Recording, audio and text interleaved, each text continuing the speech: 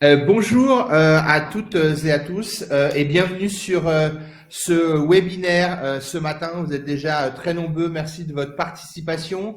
Des webinaires dédiés à la dernière ligne droite avant les assemblées générales 2025. Donc, je suis Cédric Grigui-Bonin, directeur de la relation client chez Labrador, et j'ai la joie de pouvoir animer ce webinaire ce matin. Ça y est, votre URD est déposé, l'avis de convocation est publié au ballot, la brochure est dans les mains de votre routeur, ce long tunnel presque réglementaire est terminé. Terminé, pas tout à fait, il reste quand même l'élément essentiel de cette communication, l'Assemblée générale.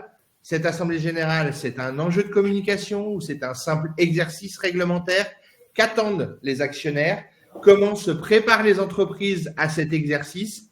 Donc, ce webinaire ce matin est fait pour vous. On va décrypter ensemble les derniers détails auxquels vous n'auriez peut-être pas pensé et vous faire part du fruit de nos réflexions sur le sujet. Depuis plus de 30 ans, vous le savez, Labrador, spécialiste de l'information réglementée, a toujours sa même ambition, créer de la confiance dans l'entreprise par la transparence de ses documents.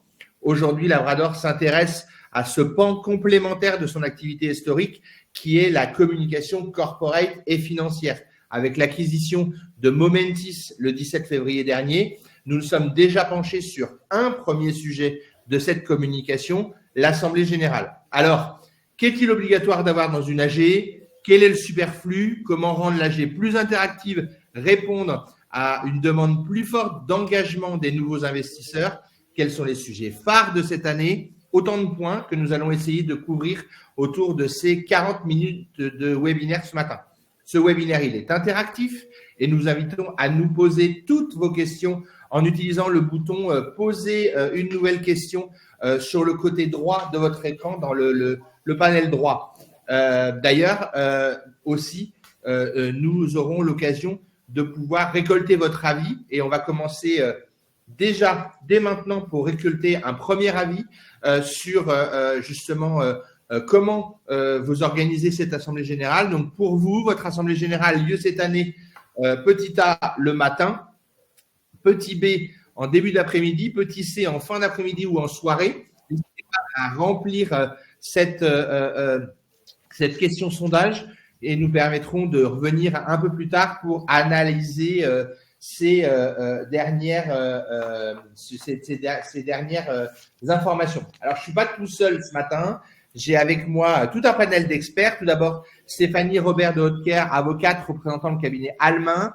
Merci Stéphanie d'avoir accepté notre invitation. Tu vas justement nous faire un état un peu de l'aspect réglementaire.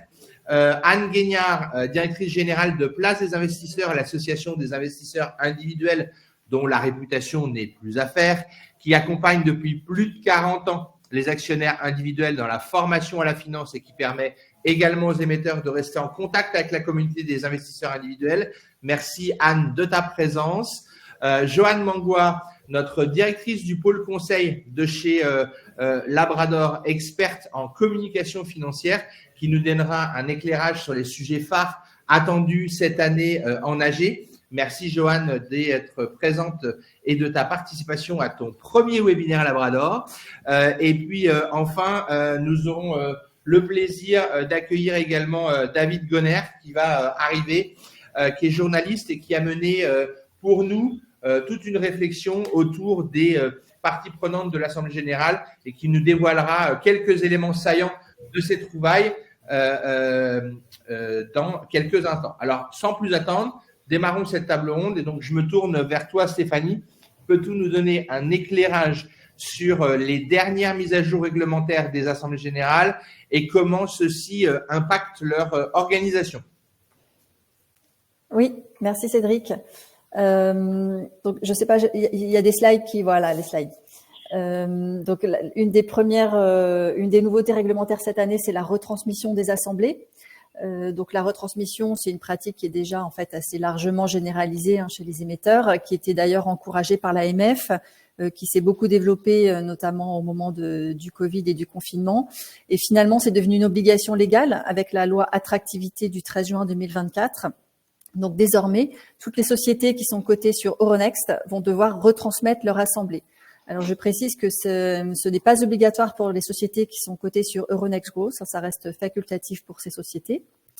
Alors quand on dit retransmission, ça veut dire retransmission en direct, en audiovisuel et en intégralité.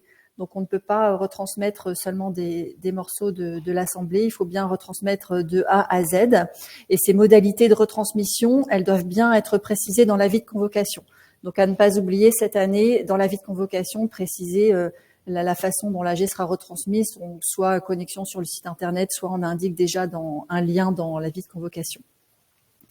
Alors qui dit retransmission ne dit pas nécessairement interaction avec les participants. Donc les émetteurs ont la possibilité d'offrir aux participants la possibilité de poser des questions, mais ça reste une faculté et pas du tout une obligation. Et c'est la même chose pour le vote à distance en direct. C'est une possibilité, mais pas du tout une obligation pour les émetteurs. Donc là, on voit que la réglementation a entériné en fait cette pratique de la retransmission, mais n'a pas mis à la charge des émetteurs une obligation d'interaction avec les participants. Ensuite, après la retransmission, on a le sujet de l'enregistrement. Si on peut passer au slide suivant. Voilà. Non, on est allé trop vite. Voilà. Donc, les modalités d'enregistrement de l'AG ont été précisées par le décret d'application de la loi attractivité. Donc, c'est un décret qui est paru le 8 octobre. Donc, les émetteurs qui sont cotés sur Euronext doivent bien conserver l'enregistrement de leur assemblée sur un support numérique sans limitation de durée. Et cet enregistrement, il doit être mis à disposition sur le site internet dans les 7 jours qui suivent l'AG et il devra rester en ligne pendant au moins 2 ans. Alors, à la différence de la retransmission, l'enregistrement il n'est pas nécessairement intégral. Alors, le texte n'est pas complètement clair, mais si on fait une lecture à contrario, on peut estimer que les émetteurs ont le droit de ne laisser sur leur site internet que des enregistrements partiels.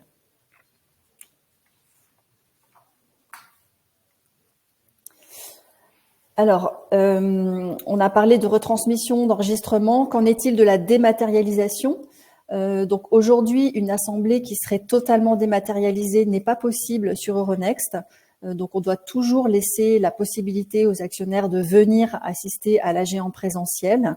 La situation est différente quand on est coté sur Euronext Growth, puisque dans ce cas, on peut imaginer une assemblée qui est totalement dématérialisée, totalement à distance. Et il faut préciser aussi que la loi attractivité tend à faciliter aussi cette dématérialisation des assemblées des sociétés qui sont sur Euronext Growth, puisque avant, pour s'opposer à cette assemblée dématérialisée, il fallait détenir 5% du capital. Aujourd'hui, on demande de détenir au moins 25% du capital pour pouvoir s'opposer à une assemblée dématérialisée. Et du coup, Stéphanie, donc les assemblées générales virtuelles, elles sont réglementées de la même manière que les assemblées générales en présentiel? Oui, tout à fait. Ça se passe exactement de la même manière, sauf qu'on n'a personne dans la salle. OK. Ensuite, on a le sujet de l'e-convocation, qui est un sujet qu'on réaborde chaque année, mais là, on n'a pas du tout de changement. Donc, l'e-convocation n'est possible que si l'actionnaire a donné son consentement avant l'assemblée et au moins 35 jours avant l'assemblée. Donc là-dessus, pas d'avancée réglementaire. Je le précise parce qu'on me pose souvent la question. Très bien. Et enfin, si on fait un petit point, un petit point sur les nouveautés en fait des ordres du jour pour les ordres du jour des assemblées, puisque la loi attractivité a apporté un certain nombre de modifications qui vont se refléter en fait dans les résolutions qui vont être portées au vote des actionnaires cette année. Donc, si on les balaye rapidement, on va avoir sûrement des modifications statutaires parce que la loi attractivité tente à faciliter la tenue des conseils d'administration en dématérialisé, puisque avant, notamment, on pouvait pas voter l'arrêté des comptes en dématérialisé. Aujourd'hui, c'est possible. Et donc, pour certaines sociétés, il va falloir modifier les statuts. Donc, on va avoir ça dans les ordres du jour. On a aussi l'ordonnance de transposition de la directive Women on Board qui nécessite pour certains émetteurs un ajustement des statuts sur les modalités de désignation des administrateurs qui représentent les salariés. Donc, voilà, pour certains émetteurs, une résolution supplémentaire. On a aussi le sujet des autorisations financières avec des assouplissements qui ont été apportés aux augmentations de capital sans droit préférentiel de souscription. Donc pour beaucoup d'émetteurs, il y a on revote en fait les autorisations financières, même si elles avaient déjà été, si elles étaient toujours en cours de validité. Certaines sociétés veulent pouvoir bénéficier de certains assouplissements, donc on repasse donc certainement cette année beaucoup de résolutions d'autorisation financière. On a aussi c'est la première année que l'on va présenter les rapports de durabilité. Donc là, il n'y a pas de résolution sur le rapport de durabilité, mais je pense que c'est un sujet qui va peut-être être abordé dans les présentations en début d'assemblée. Et puis, pour les entreprises de la vague 2, on a normalement la désignation des auditeurs de durabilité. Alors, on est dans un contexte un petit peu particulier parce que tant sur le plan européen que sur le plan national, on est en train de voter le report des obligations de durabilité.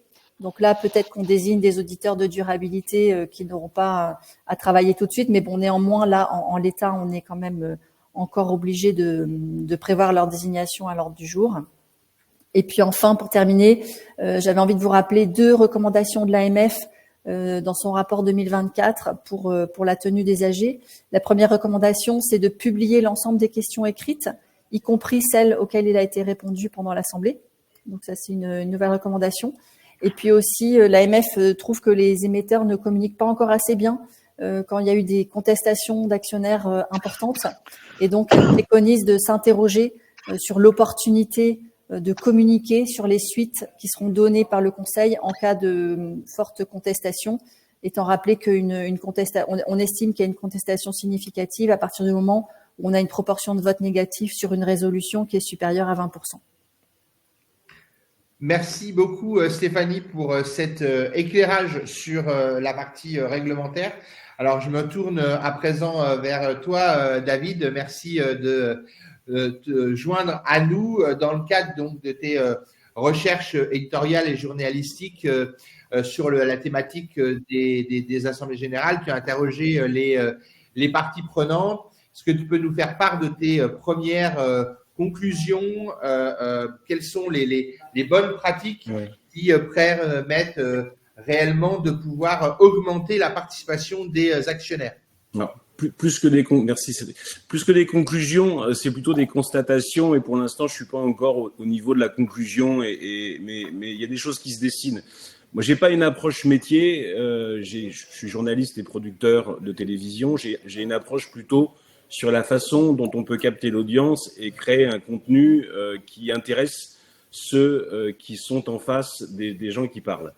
Donc mon approche, elle est évidemment, je prends en compte évidemment toute la partie juridique et réglementaire, mais sur l'ensemble des gens que j'ai pu interviewer, une petite dizaine jusqu'à présent et quelques-uns qui vont arriver, il ressort quand même que l'Assemblée générale, c'est une séquence obligatoire, mais qui est subie. C'est pas quelque chose où on va de manière assez détendue. C'est quelque chose qui est chronophage, qui est coûteux et vraisemblablement avec une population qui est en face des membres des COMEX ou des conseils d'administration qui sont parfois, un peu dévalorisés dans le sens où ça ne représente pas un enjeu stratégique de la plus grande importance. Donc, c'est pas quelque chose, je trouve, sur lequel il y a un point positif. Donc, moi, c'est ce qui est en tout cas ressorti.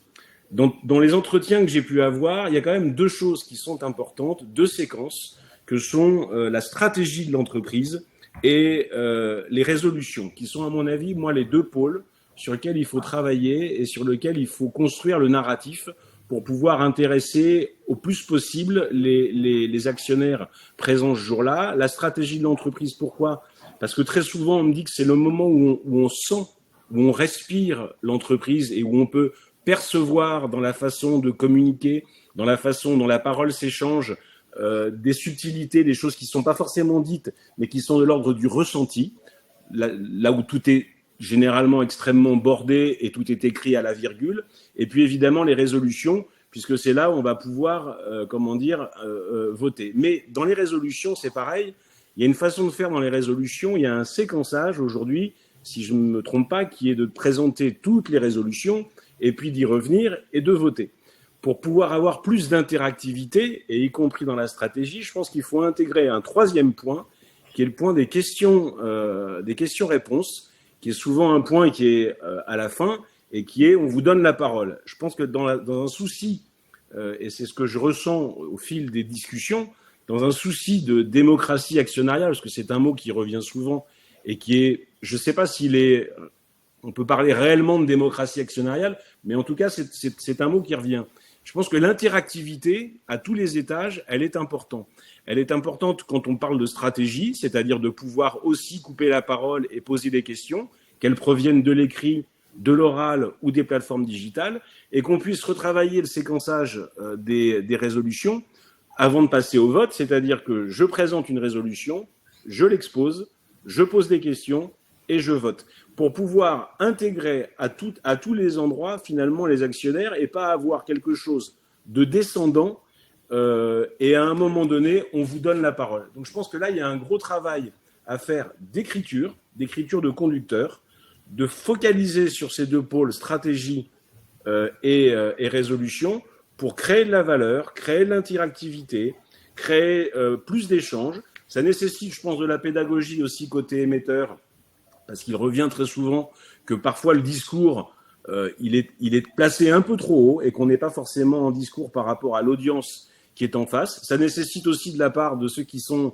actionnaires de la pédagogie aussi pour que les questions qui soient posées ne soient pas des questions d'intérêt personnel, mais d'intérêt général. Et donc, il y a tout un travail à faire, je pense, sur la façon dont on va écrire le conducteur pour pouvoir créer cette valeur ajoutée, faire en sorte que l'Assemblée générale ne soit pas un exercice subi, mais qui soit au contraire un exercice qui va permettre finalement d'augmenter la désirabilité de l'entreprise dans la façon dont elle prend la parole. Voilà, c'est quelque chose aujourd'hui que moi je ressens, en tout cas, dans les différents entretiens que j'ai pu avoir et qui, j'espère, sera... je verrai par la suite avec ceux que je vais faire, mais je pense qu'on tend vers ça.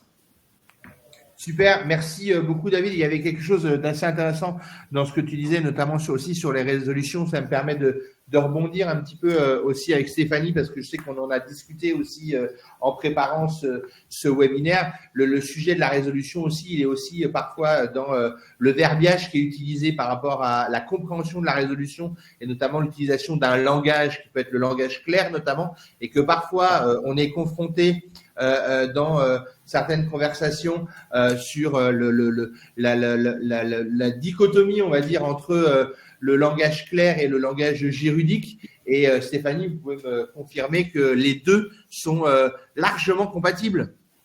Oui, alors c'est vrai qu'on a quand même des contraintes techniques parce que la réglementation nous impose de prévoir un certain nombre de mentions. L'Assemblée, elle doit voter quand même sur un certain nombre de choses. Donc ça, c'est un minimum obligatoire. Après, c'est vrai qu'on peut essayer de travailler sur les exposés des motifs pour expliquer un peu mieux, faire des efforts de pédagogie pour expliquer aux actionnaires ce sur quoi ils vont voter. Et puis, on peut aussi essayer de travailler un petit peu sur le texte des résolutions en essayant d'aérer un peu plus et de simplifier la rédaction. Bon, toujours dans la limite autorisée par la réglementation. Évidemment. Merci. Je rajouterais juste, pardon, sur la partie, sur cette partie-là, alors, sur la stratégie, on m'a dit, il ressort aussi qu'il serait bien que plus d'opérationnels prennent la parole. C'est-à-dire qu'il n'y a pas suffisamment de gens qui portent les projets dans les entreprises, on est plutôt sur des gens qui les rapportent. Et ce serait bien aussi que dans les prises de parole stratégiques, on ait plus de gens qui soient opérationnels pour pouvoir mieux faire vivre l'entreprise justement dans cet échange, dans cet échange-là. Et sur la partie des résolutions, oui, effectivement, plus de pédagogie en amont pour pouvoir être à hauteur de ceux qui sont en face de nous, c'est-à-dire des gens qui n'ont pas forcément l'usage des mots, ou en tout cas la même granularité au niveau de la compréhension, et de pouvoir, tout en respectant les obligations légales et réglementaires, pouvoir parler un discours qui soit, pouvoir avoir un discours qui soit acceptable et entendable par tout le monde. Voilà. Donc, si l'une des raisons de Labrador, c'est de faire aimer l'entreprise, je pense que ce nouveau challenge qui s'offre à nous, c'est de faire aimer les assemblées générales à ceux qui les produisent et qui ont de toute façon l'obligation légale et réglementaire de les faire. Alors, merci. On a beaucoup de questions qui arrivent. On va prendre les questions de Nina, Christelle, Mathilde, Bénédicte, etc. N'hésitez pas à continuer à poser vos questions. Je me tourne maintenant vers Anne. Donc, évidemment, Anne, ton point de vue de l'actionnaire est clé. Quelle est la perception des investisseurs et actionnaires individuels aujourd'hui sur les assemblées générales actuelles? Y a-t-il des obstacles à leur participation? Alors, merci beaucoup de nous avoir invités. Merci à Labrador, merci à toi Cédric pour porter la voix des actionnaires individuels, parce que derrière ce que disait David quand tu parlais de parfois un public un peu dévalorisé en termes de, je pense, capacité d'investissement par rapport à des grands institutionnels, tu voulais parler des investisseurs individuels. Donc moi, il y a plusieurs points que je voulais aborder. D'abord, l'Assemblée générale, quand on est actionnaire, effectivement, c'est quelque chose d'important. Je rappelle que quand on est actionnaire, on a deux droits principaux, le droit à percevoir un dividende quand l'entreprise va en verser un, et l'autre, c'est le droit de vote. Donc, les actionnaires individuels sont quand même très attachés à ça. Le point que je voulais aussi aborder, c'est donc ces nouveautés quant à la retransmission en live et les enregistrements. Pour moi, je voudrais évacuer tout de suite quelque chose qui est dans l'idée des gens que il peut avoir effectivement des difficultés dans le digital. Non, le sens de l'histoire, c'est le digital. Donc, donner la possibilité aux actionnaires, par exemple, qui ne sont pas sur Paris, parce que beaucoup d'AG sont à Paris, de pouvoir participer à l'Assemblée générale, c'est important.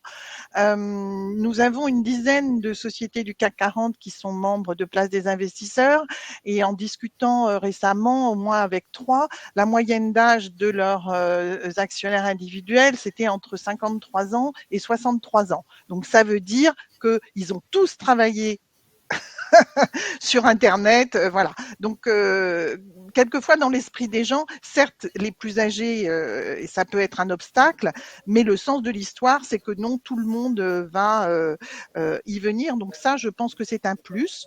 Après, ça ne veut pas dire que de faire tout en digital est un atout. Je pense que d'avoir une possibilité quand même de rencontre en physique, c'est toujours un plus. On travaille tous en digital, mais on sait que c'est très bien de pouvoir aussi se rencontrer. Et nous, c'est ce qu'on fait chez Place des investisseurs, puisqu'on organise entre 15 et 20 réunions entre des sociétés cotées avec leurs actionnaires à Paris et en région. Donc, on voit bien que c'est le contact aussi est vraiment important. Et ça, c'est l'autre point que je voulais, sur lequel je voulais rebondir par rapport à ce que David disait, c'est que on peut faire aussi deux catégories. Les entreprises qui vont communiquer uniquement à l'Assemblée générale et celles qui communiquent tout au long de l'année. En termes de démocratie actionnariale, c'est pas la même chose. D'avoir un continuum et d'avoir un temps fort, effectivement, et comme le disait Stéphanie, quand même réglementairement encadré, puisqu'il y a des choses à faire pendant l'Assemblée générale qui sont incontournables et qui sont très juridiques et réglementaires. Mais c'est quand même pas la même chose quand on a un continuum de dialogue avec ses actionnaires à travers des réunions, des lettres aux actionnaires, des comités, voilà. Donc ça fait une grosse différence. Et du coup, j'en viens au point sur les questions. Et là, je peux vraiment témoigner, puisque nous, je vous dis, on fait une quinzaine, entre 15 et 20 réunions par an en dehors de l'Assemblée générale.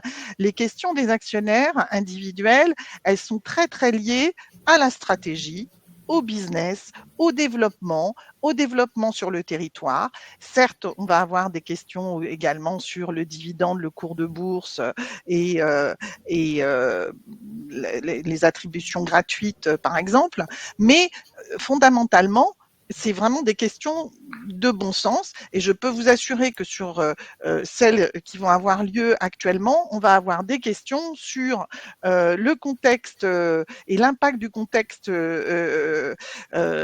politique, enfin géopolitique et économique. Hein. Ce soir, je pense qu'on va avoir des annonces. Vous pensez bien que tout ça va avoir un impact. Hein. Et les questions sur la cybersécurité. Enfin, Alors justement, Anne, pour faire vraiment l'enchaînement là-dessus, on va voir justement si ces thématiques-là sont aussi celles que on a observées.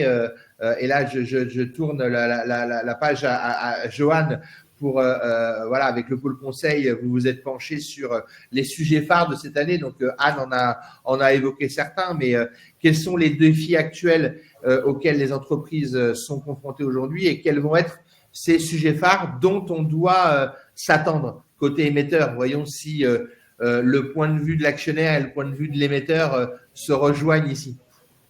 Merci Cédric, bonjour à tous. Alors, je pense que je répondrai à tes deux questions en une réponse parce que finalement, les défis des entreprises et les sujets phares liés aux attentes des actionnaires sont étroitement liés.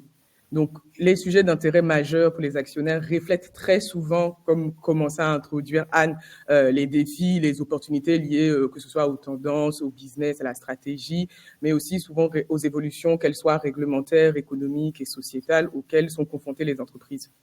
Donc, on aura d'un côté les sujets habituels, parce qu'inscrits à l'ordre du jour et devront faire l'objet de résolutions, mais également ceux qui sont étroitement liés à l'actualité, aux grandes tendances et à la stratégie de l'entreprise.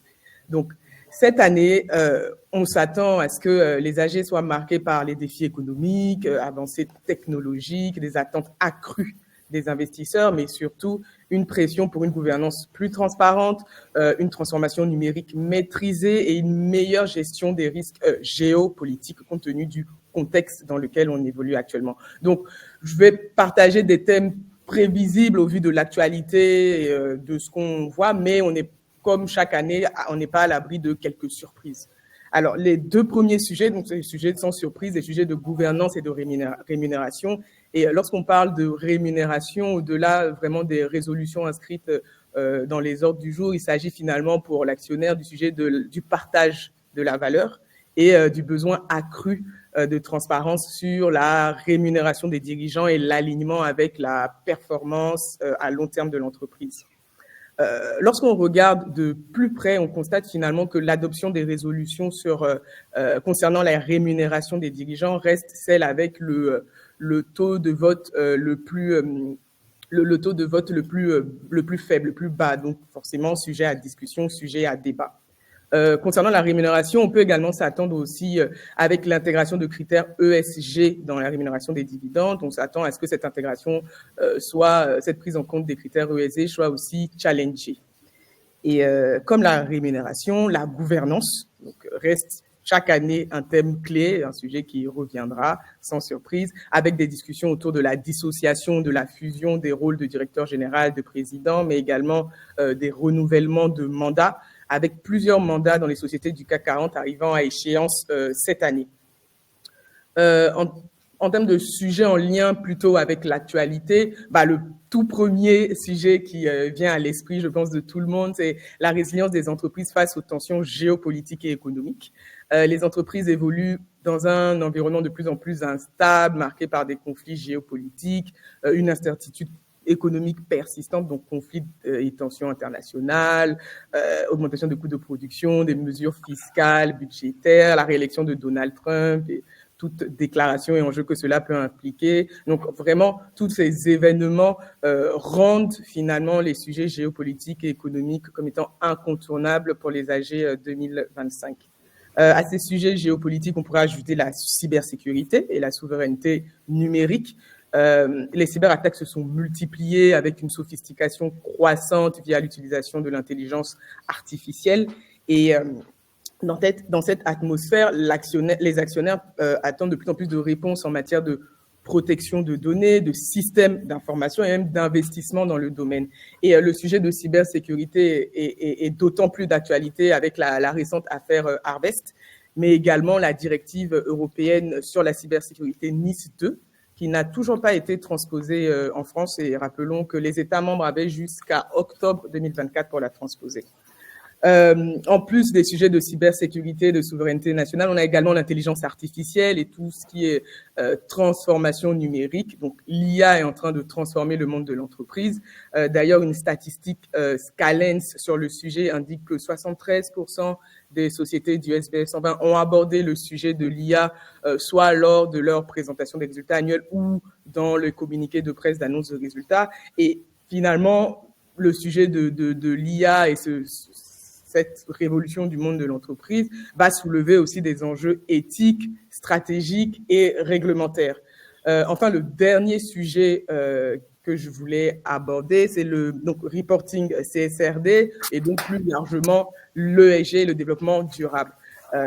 Depuis plusieurs années, le thème du développement durable s'impose progressivement comme un enjeu majeur. Cela résulte à la fois de l'intérêt croissant des investisseurs, mais plus généralement des différentes parties prenantes pour ces problématiques. Ça résulte également aussi de la mobilisation ou la pression croissante des actionnaires activistes en faveur du climat, mais également de l'entrée en vigueur de la CSRD, comme en introduction, on a pu le voir là à l'instant. Donc, la CSRD devrait occuper une place dans les débats parce qu'il s'agira de l'an 1 de l'application de cette réglementation pour les sociétés soumises dites de vague 1, mais on pourrait également s'attendre aussi à des réactions aux propositions de simplification des projets de directives omnibus et tout le questionnement, le flou que cela peut créer pour les uns et les autres, et même et qui pourrait susciter aussi des débats sur l'équilibre entre l'allègement réglementaire et la transparence.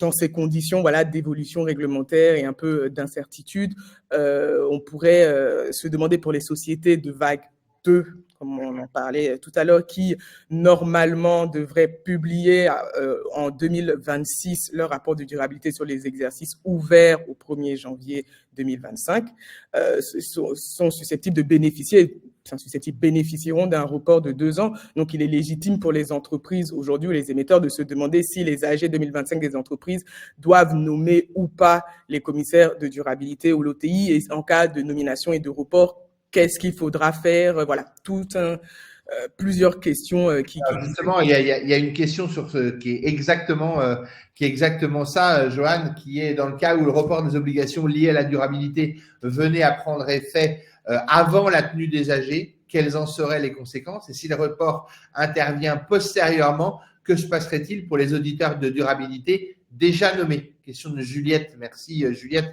pour votre question. Alors, je sais pas, d'un point de vue réglementaire ou d'un point de vue purement Johan ou Stéphanie, vous pouvez répondre à cette question. Peut-être d'un point de vue réglementaire, aujourd'hui, ce qu'on peut faire en attendant d'avoir le fin mot de l'histoire sur les textes qui vont être adoptés, on peut nommer sous condition d'entrée en vigueur de la réglementation. Après, si l'avis de convocation est déjà publié et qu'on arrive à l'AG avec à l'ordre du jour la désignation d'un certificateur et qu'il n'y a plus de réglementation applicable, on peut décider de retirer la résolution si elle est devenue sans objet. Après, se pose la question de l'opportunité, bien évidemment, de nommer un auditeur quand même, mais là, c'est plus du juridique. Oui, tout à fait. Merci. Juste Anne, pour revenir sur toutes ces thématiques, une réaction par rapport aux différentes thématiques qu'évoquait Johan. Est-ce que ça correspond aux attentes des investisseurs individuels et plus généralement, quelles sont les améliorations qui sont attendues de la part des investisseurs individuels quant à l'accessibilité et la transparence de l'information? Alors oui, je pense que les investisseurs individuels, ils ont les mêmes attentes que les institutionnels, hein, donc on est vraiment sur les thématiques. Après, ce qui est important et la grande différence entre les individuels et les institutionnels, c'est que les institutionnels vont bénéficier de services de proxy advisor qui lisent et qui leur décortiquent les résolutions, hein, notamment, on connaît tous les rapports de Proxinvest, par exemple, sur les rémunérations et tout ça. Donc là, je pense que les investisseurs individuels sont pas exactement sur le même pied d'égalité, hein, parce que on voit bien que ces résolutions, Stéphanie en parlait, sont quand même pas toujours faciles à décrypter. Donc voilà, oui, réfléchir comment on pourrait aider les investisseurs individuels à pouvoir mieux comprendre ces résolutions. Donc il y a le langage clair, tu en parlais, c'est très très très important. Et puis nous on réfléchit ici aussi de voir comment on pourrait trouver un moyen d'accompagner les investisseurs là-dessus, parce que voilà, ce droit de vote, il doit être fait de façon éclairée. Et donc, il faut avoir toutes les billes pour ça. Mais sur les thématiques, on est bien sur les mêmes thématiques et beaucoup d'entreprises vont continuer sur leurs résolutions sur des résolutions sur la transformation climatique, par exemple. Hein. C'est pas parce que la réglementation omnibus va alléger de certaines choses que quand même on n'est pas dans la même direction. Et ça, pour avoir fait des sondages auprès de notre base d'investisseurs individuels, c'est vraiment quelque chose qu'ils regardent et sur lequel ils veulent plus d'éclaircissement. Question de Christelle, justement. Alors peut-être pour David ou Anne, recommandez-vous de faire intervenir les présidents des différents comités pour présenter les travaux de leur comité? Est-ce que c'est vraiment une attente des actionnaires et des investisseurs pour d'avoir la présentation des rapports ou des différents travaux des comités? Alors, je ne sais pas s'il faut faire tous les travaux de tous les comités. En tout cas, il y a une attente en termes de gouvernance, de transparence et peut-être mettre en avant dans le board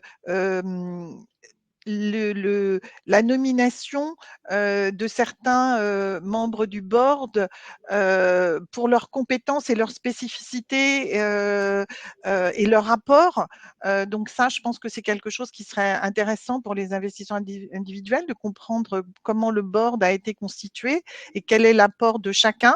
Après, je pense qu'il y a certaines thématiques en fonction de l'actualité de l'entreprise qui pourraient être intéressantes. Je dis pas de le faire systématiquement sur tous, mais quand l'entreprise trouve, enfin, je pense que oui, ça peut être intéressant de mettre ponctuellement, en fonction d'une actualité, des travaux d'un comité.